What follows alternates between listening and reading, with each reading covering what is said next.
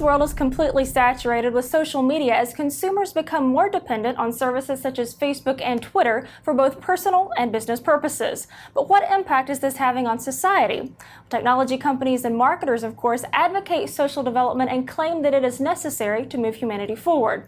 Although privacy activists have raised concerns over the data that is collected and shared across the web, the general public's usage of social networks does not suggest that it is very bothered. And this is exactly what worries Andrew Keen, the author of new book Digital Vertigo, How Today's Online Social Revolution is Dividing, Diminishing, and Disorienting Us. And he has long taken the stance that the current internet culture is having an adverse effect on society. And with his latest book, he targets social media and the negative impact that it could have. And Keen is joining us right now by way of Skype to talk about his new book and his unique perspective. Thanks so much for being with us today, Andrew. Well, thank you, Abby, for having me on the show. You're very welcome. Well, you have been labeled as the net's supreme cyber-grump, the Antichrist of the Silicon Valley, and many other nicknames for your views on the internet. So why are you so against today's internet culture, and particularly the social web? Well, do I look grumpy to you? No. Not really very grumpy. I'm a cheerful pessimist, I think. Good way to put it. Well, I have a cautionary note. Digital vertigo is a warning about the loss of privacy, of the inner self that social media is doing to us. So I wouldn't say that I'm against the internet. We're doing this interview over Skype. I'm on Twitter.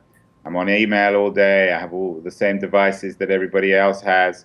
I recognize that the web is the dominant reality in social, cultural life, economic life of the 21st century. Mm-hmm. But that doesn't mean that we should accept it unthinkingly. So I think that we need to try and make the internet more habitable. Right. Well, let's get into some of these issues. What has brought on this dangerous form of digital narcissism that you reference in your book? Well, human beings have always been narcissistic. It's one of the features, to use a computer word, of the species. Mm-hmm. The Greeks were the ones who invented the term narcissism. Mm-hmm. And throughout our history as a species, I think we have suffered from often an excessive love of the self. In America, of course, narcissism has been very much of a central feature in the culture. Christopher Lasch wrote about it in the 60s before anyone had even thought of the internet. So the internet didn't invent narcissism. Okay.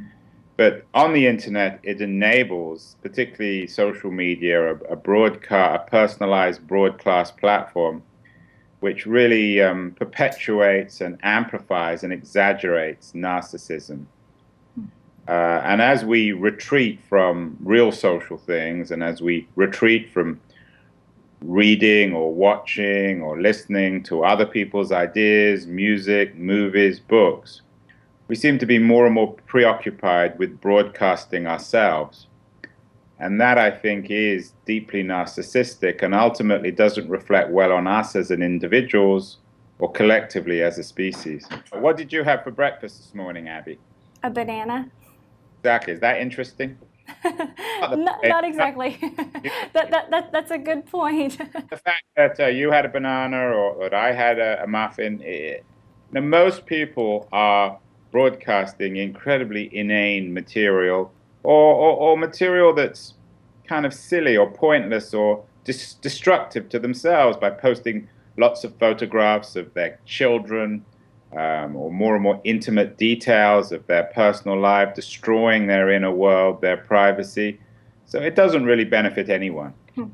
But you say that online sharing is killing our species and that we've lost what it is to be human by living so publicly, which these are very, very bold statements. I'm not saying that the internet's killing our species or that social networking is killing our species. What I am saying is that we need to make the internet more suitable for human beings. And the history of mankind for the last few hundred years has been on the cultivation of the self, of the inner world. And I'm worried that the sort of what I would call the new collectivism of the social age, groupthink, the publicness of much discourse, is resulting in losing something essential about what it means to be human. That's what worries me. Doesn't mean the killing. The killing of the species is absurd. And of course, the species always adapts to technology. There's no doubt about that. Our species is remarkably adaptive and flexible. But that doesn't mean that we can adapt to anything and everything. And I do think we're at a moment now in social media where we need to think a little bit more carefully and critically about how we use it, where to draw the line, and how we maintain the sanctity of our inner worlds, our inner life. What about the impact that social media has had in the Middle East and Occupy Wall Street and other movements like these? What are your thoughts on these? Are these good uses, in your opinion? I think they are good uses. In the book, I make it clear that I support, or I'm sympathetic, and I admire the way in which social media has been used to topple dictators in the Middle East, the way it's being used to challenge Putin in Russia. I'm sympathetic, obviously, to the way in which social media activists are using technology and the internet in China. But at the same time, one of the problems, I think, with social media is it isn't very social. It's really just an aggregation of individuals. So it's perhaps not surprising that the Occupy movement or the movements in the Middle East haven't really matured into coherent, viable political movements. And the other side of the coin of social media are the London riots, kind of anarchy, chaos. And one could argue that in some ways, the London riots are a more accurate reflection of the atomized, highly individualized and often destructive nature of social media than the revolutions in Cairo or the Occupy movement. The Occupy movement, in particular, is an aggregation of individuals which hasn't really developed into a coherent political movement, and I think that's both a cause and an effect of the radically individualized nature of social media, particularly in America. So then do you think all of this online social behavior is negatively impacting consumers' actions offline then, their social interactions? Well, that may have been a Freudian slip. You talked about, you mean consumers or citizens? Because they're citizens rather than consumers. Well, consumers yes. buy, citizens act. That's true. That's true. Citizens is what I meant to say. Right. Well, but that's one of the problems, is people are often confusing citizens and consumers. This is true. And I think in some ways social media treats us all not as citizens, but as consumers, as people with, sort of universal rights of some sort over the product. The problem, of course, on the social web is that we think of ourselves as consumers, but the reality on networks like Facebook is that we're the product. Right. So that's the tragedy. That's the film noir element in the narrative. That's why I call my book Digital Vertigo. It's all built off Alfred Hitchcock's great 20th century movie Vertigo, which was a film noir about a man who got swept, an innocent man who got swept into a terrible series of crimes in a peculiar kind of way. A similar thing has happened to all of us in the 21st century. Well, do you believe that Facebook's IPO disaster is proof of these things that you're saying? No, I take Facebook very seriously. Facebook's IPO disaster, I think, reflected both poor planning on the part of Wall Street and the banks, and a certain kind of arrogance on the part of Facebook that it can break all the rules. But no, I think that Facebook is a real company. I think social media is real. It's not just a bubble. There are always bubble elements. And whether or not Facebook is worth 60 or 70 or $100 billion is not really a subject that particularly interests me. But it's worth a lot of money. Right. It is the new platform, the new front door. We're seeing a shift from a Google-centric economy of links to a Facebook-centric economy of likes. So yeah, I wouldn't write off the public relations disaster of the Facebook IPO and say, well, all social media is a bubble. That's wrong. And there's a massive, I don't like this word, but I can't think of another one, ecosystem of other companies, other social companies, which have investments from angels and VCs. They may not go public. I'm not sure what the mood is in the public markets. But these are real companies changing our behavior, changing how we watch TV, changing how we eat, changing how we travel, changing how we interact with doctors, how we educate ourselves, how we read. So this is a profound change. Social media is not a bubble. Right. Well, social media, it has worked its way into governments and many legal proceedings at this point. Do you see this as dangerous in this merger? I don't think it's dangerous. I think government is very slow. I think the problem in America in particular is the government has become archaic. It's trailing behind. The smartest people, the Mark Zuckerbergs, the Reid Hoffmans of this world, aren't going into government. They're going into startups. And we need to figure out a way to reinvigorate government, to make smart people go back into it, and to enable it to keep up with technology. At the moment, government's essentially irrelevant in America. It's a sideshow. It's something that irritates us. But the real action's in Silicon Valley.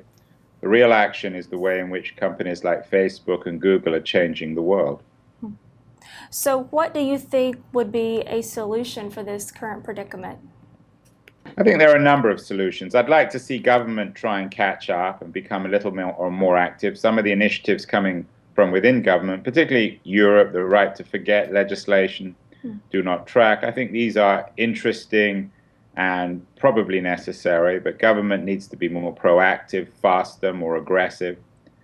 I think we all have a responsibility as social media users to understand that when we reveal everything about ourselves, when we turn ourselves inside out, we are impoverishing ourselves. We're taking away the best part of ourselves, the mystery, the internal mystery of what it requires to build personality. I think that there are more and more market opportunities. I'd like to see more companies like DuckDuckGo, EveryMe, Reputation.com, companies that are really focusing on privacy and protecting the individual. And I'd like to see new technologies, particularly technologies focused on the degeneration of data. If we're going to really humanize the web, data needs to degenerate. The biggest problem at the moment with the internet is it hasn't learned how to forget. If we are to civilize the internet, make it a habitable place for the 21st century, we need to teach it how to forget. That's a good point. So, but besides those things, what is your ideal vision for the future of the internet and social networks? My ideal vision would be for them to be significant, to enable us to connect with people that we otherwise wouldn't connect with people that we are not, our loved ones, our friends who don't happen to be in the same vicinity. But to also maintain the physical, to understand that really meaningful friendships can't really be replicated online, that the complexity of physical relationships, of friendship, needs to have an offline, not an element, but really to be developed, I think, offline.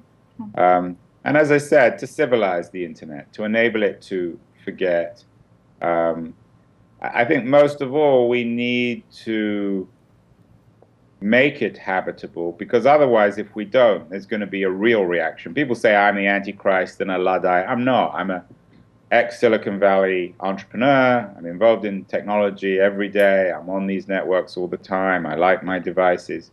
But unless we clean this thing up, unless we make it more civil, more habitable, I think we are risking a massive Luddite reaction of kids. The generation after this generation are going to perhaps react much more aggressively than I've ever done. A generation of antichrists. We don't want that.